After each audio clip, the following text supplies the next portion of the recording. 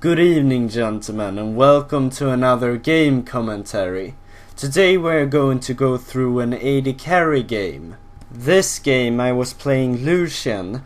I think I picked Lucian because it's a really safe first pick, and this game is around Diamond 1 ELO.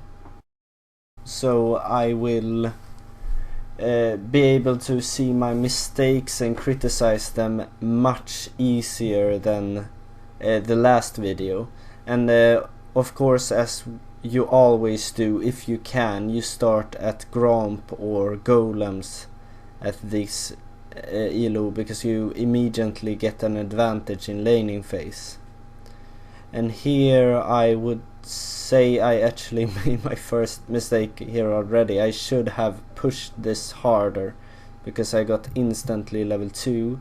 I might not have noticed that because usually you share the experience with your support, so you get level 2 at the same time. But it's all right. It's not a big loss.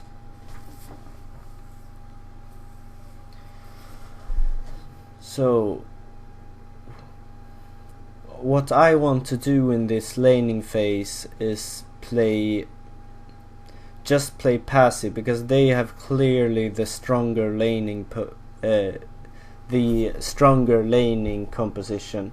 The only way we are going to win a straight up 2 versus 2 is if Thresh catches Kalista with his hook and blocks Nautilus hook on me, and that's really hard to do. The best way to play out this laning phase is just farm it out and hope that Elise will gank, because it's not worth taking that 2 versus 2 risk versus such big lane bullies as Kalista and Nautilus is together. But as long as they engage on us, we can win trades, as you see here. Just we can't force. So I will just try to keep my CS up this game, try to get as many last hits as possible, and keep some pressure in the lane. I don't want them pushing the lane up against my turret, because then Nautilus has the freedom to roam and I get a harder time last hitting and so on. So I don't want the lane to hit my turret, but I can keep it up here as long as it doesn't push against my turret. And that was a really nice setup by Thresh with the lantern flash gank. We missed the cocoon, but we made up for it because Thresh hit the hook, so we got a kill. Now we can start pressure the lane because we have an advantage. I will be able to go back for BF sword and boots or something like that. Maybe a cull if I can afford it. I might not. So we just make sure to push the lane all the way into the enemy turret before you back. The only position you don't want to The only time you don't want to push the wave up against the enemy turret is if you can set up a freeze, so the lane slowly pushes against you and you can back, so you can get back into the lane with a huge minion wave to pick up. That's the only reason, and that doesn't occur so often. Now we have slight item advantage. I managed to pick up a BF sword and a long sword, and he just got a recurved bow, I think. So We can start pressuring this, but we still have to be careful with our trading. We also have a level advantage.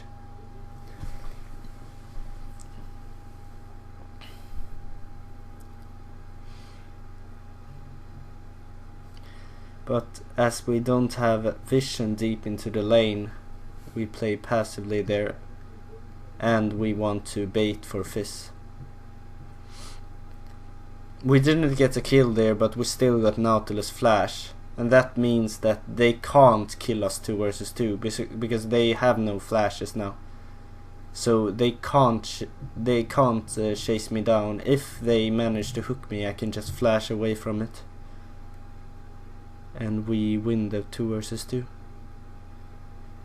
Now Thresh is suspecting that they are ganking us, because we saw that Elise, our jungler Elise, just ganked top lane and they got a vision on it and they just immediately tried to engage. So we are playing really passive right now.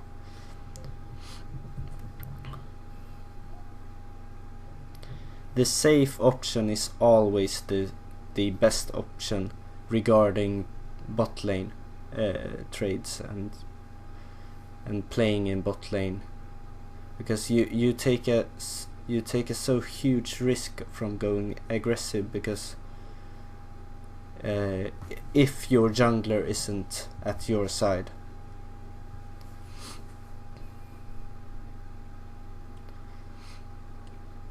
What we're doing right now is kind of good. We are kind of greedy because we didn't have a ward in Tribrush. Now Thresh placed it, but it was a bit too late. I want to try to harass Kalista every time she walks up to take it creep, but I can't waste my E because Nautilus can hook me into the turret.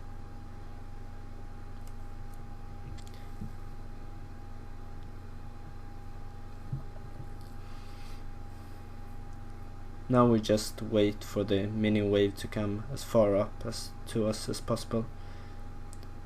If they back off like they did there, we can either get the turret or dragon. In my opinion, it would be better to get the turret there. Would be much better.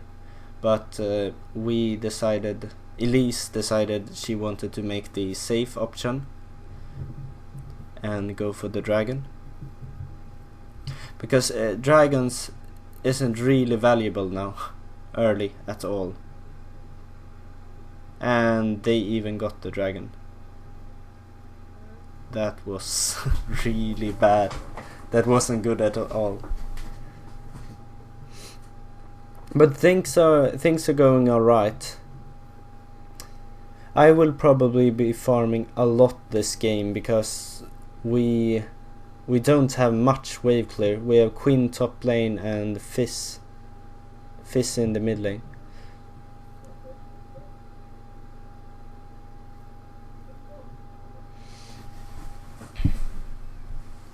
Just want as much damage on the turret as possible. Here comes the danger, but Thresh saves me with the lantern.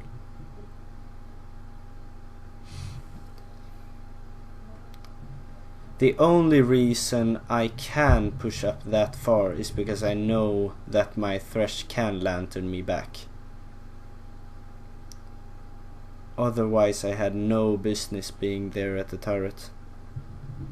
And here we just have to wave clear this. We can't fight them. They are too strong grouped at this point. Even though Kalista is bot lane, we can't really fight them here. So we might just have to give up the turret. But they decide to not take it, surprisingly.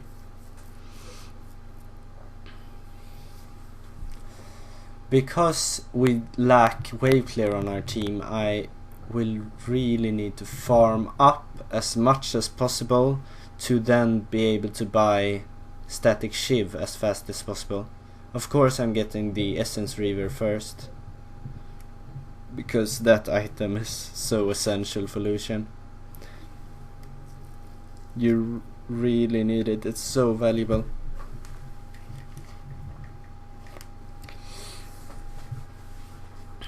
So I will be doing a lot of farming at this portion of game, because we have an advantage, and we are playing Fizz mid lane, which is an assassin, and Quinn is kind of an assassin. Our pick, we are able to get a lot of picks with our composition, so that's why they are playing. The enemy team is playing it really safe here, and because of that, I really just need to farm right now, because I really need that static shiv. That's why I'm not buying boots right now. I'm not buying tier 2 boots at that back. I just need the static shiv as fast as possible. I should have gone Cull this game. I should have gone Cull, because that would really have given me a boost. I think I could have afforded it on the first back. I'm not sure, but I think good. The thing is that's so great with Cull, this game, in games like this, you get Cull at the 2 item breakpoints. So if you're an AD carry that builds Infinity Edge and an attack speed item, or Essence Reaver and an attack speed item, you really benefit from it. It gives such an immense power.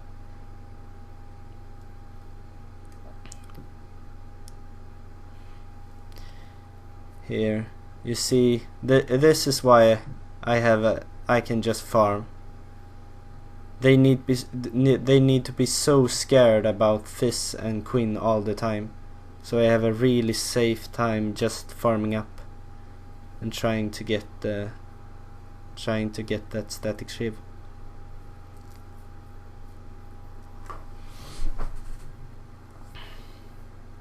What we should have done here is just keep up the 1-3-1. We should have set me mid lane, and Fizz should have gone bot lane, and Quinn should have kept going top lane. That would bring much less chaos to this game, because right now we can't really siege, because we have Quinn and Fizz. We have no wave clear and we have no poke, so we can't siege. We just have to straight up die them if we're going to freeze. Okay, here we get a hook on Nautilus. I'm getting the culling there, so I don't have to step too close. Oh, this is greedy on me. This is really greedy. I get the kill. I should not have done that. I maybe would have died otherwise as well, because Pantheon jumped in and Lulu came, but I shouldn't have done that. I should have been able to get away with my E and flash, because it's never worth trading an AD carry's life for a support. And even in a 2 versus 2, that was too dangerous, because we basically know that they have Pantheon, so they could have. I should have suspected that they were at least Pantheon bot lane. So that was really stupid of me. And here, this is a really bad fight for us. I have no position to be. Okay, I went in for maximum damage there.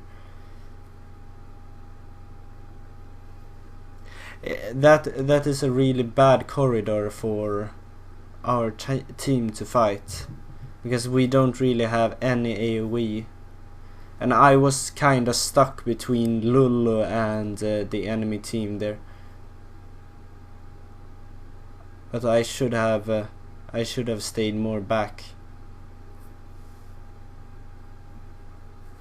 and just done damage to Pantheon, rather than trying to kill Graves like it did there.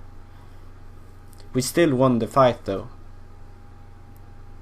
Oh, they got Baron there. I still made the right call to go bot lane there, because I saved the tier 1 turret, and I wouldn't they were 5 persons at the Baron, and we were still people dead, so we couldn't have defended that anyways.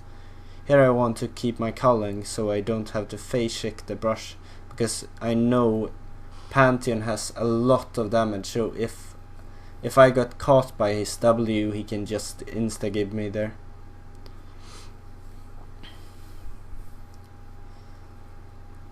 I should probably get QSS as fast as possible this game. I don't remember what I get.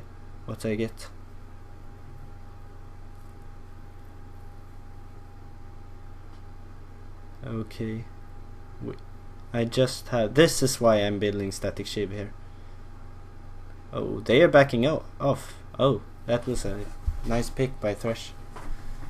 Graves wanted to push, but all his team just backed off. In calls like that, you should just follow your team, because Graves' call, in my opinion, was better. Oh.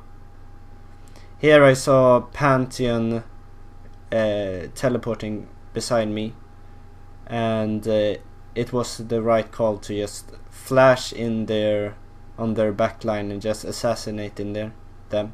Sometimes you need to play like an assassin as an AD carry. If you're playing an AD carry with a dash, that being said, because if you're surrounded by enemies and you really need to get their damage dealers killed. Okay, I think I miscalculated how much damage Graves does, because Graves was far behind there, and I didn't think he would do that much damage, I think, but Graves is really strong in 1 versus 1s. See, he's not even far ahead. We are strong enough to fight them, but we need a pick. We need to start a fight with a hook or a cocoon. And see, we got there.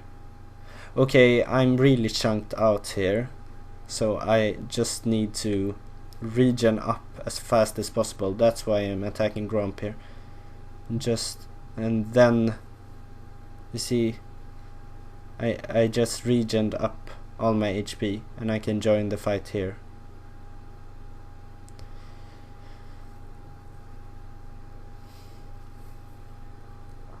Never just back away. Just think about the next step. What can you do to stay in the fight? If you don't come up with any solution, you just back off. But if I backed there, they would have lost that chase, and we would all of them who were chasing would have died there. So it's really important that you find a solution to you being low as an AD carry, because if you have lifesteal, you can always heal it up. And we are pinging Baron here because it's about to spawn, so we need to set up vision here. So we're taking control over the area. Oh, and we got a hook on Lulu. I'm not diving in there because the danger of Pantheon, so I'm just using my ultimate, and that's why he wasn't able to kill me, because if I didn't ulti there and just try to out attack Lulu, I would have been caught by Nautilus. I must say that I should have bought QSS here. I should have bought QSS. It would have been so much better than that BF sword. Because as you saw there, Pantheon was able to jump on me and stun me. If I'm able to QSS it, I can just QSS and E away and block all and avoid all his E damage, and that damage is taking half my HP bar, so it's much more valuable than a BF sword. Here they are rushing for Baron, so we just need to recall and rush to defend it as fast as possible. This is a really greedy engage. Fizz shouldn't have done that, but we can fight like this because we are so far ahead at this point. But it's still really greedy. If Kalista would have positioned herself better there, we would have lost that fight. Because this isn't even a team fighting comp. They have the better team fight, so that was really stupid. But we might be able to end here. Yeah, we are able to end. I hope you guys learned a bit about how you should position and think as an AD carry out of this game, and as always, if you want more of these commentaries, they're really easy for me to do, so just leave it a like if you like the video. Like, comment and subscribe. Share the video, and as always guys, stay fresh.